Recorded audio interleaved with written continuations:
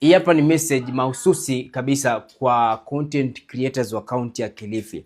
Na nimeona mkikejeliwa sana recently kwa sababu tu mmefanya kikao na mwanasiasa fulani.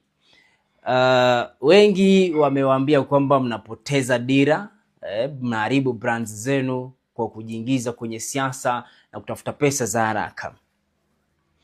Hawa ambao wanawatukana na kuwakejeli, msikubali maneno yao yaingie kwenye masikio yenu na yakapata makao, kwa sababu yatawaharibu. Hawa ambao wanawakejeli wengi hata hawajui pesa zenu mnazipata wapi, kwa sababu wanafikiria tu kukuwa content creator unapata tu hela hivyo tu. Kwanza, asilimia kubwa yetu mitandao haitulipi, asilimia kubwa hatuna endorsements. Kwa hivyo ukimuuliza huyu ambaye anakukejeli unataka nipate pesa zangu wapi, atashindwa kukuambia. Mimi nataka kukuambia hivi, kama umeitwa mahali ukafanye kazi, enda fanya kazi, chukua pesa, enda zako nyumbani. Lakini usikubali pia ikuingie kama ni upande wa siasa mpaka uanze kutukanana na shabiki wa mtu fulani kwenye mitandao. Hapo ndio utakuwa unakosea. Lakini in the meantime, ukiitwa mahali kwa ajili ya kufanya kazi, nenda fanya kazi, chukua pesa, enda zako home. Kwa sababu wewe ndio unajijua. Unajua mwenyewe kwamba unadaiwa kodi miezi mingapi, unajua mwenyewe kwamba siku ngapi huwa unalala njaa kwa nyumba yako.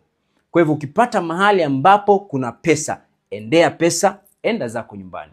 Leo hii ukisikiza maneno yao, kesho uanze kuacha kutengeneza content, uanze kuishi maisha duni.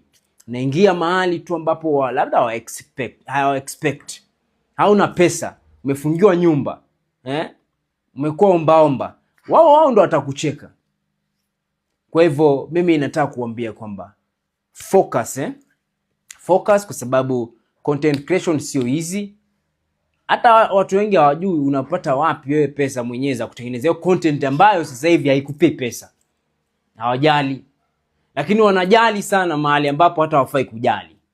Kwa hivyo mashabiki, tusikuwe wepesi wa kujaji watu, na content creators tukue watu wema, tukue kioo cha jamii, tuzingatie sana maadili hata kwenye content zetu ambazo tunazifanya.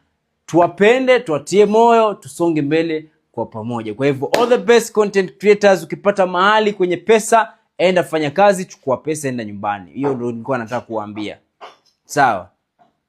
Kiitwa mahali, nenda fanya kazi, chukua pesa, nenda zako. Kutukanana kwenye mitandao haitasaidia.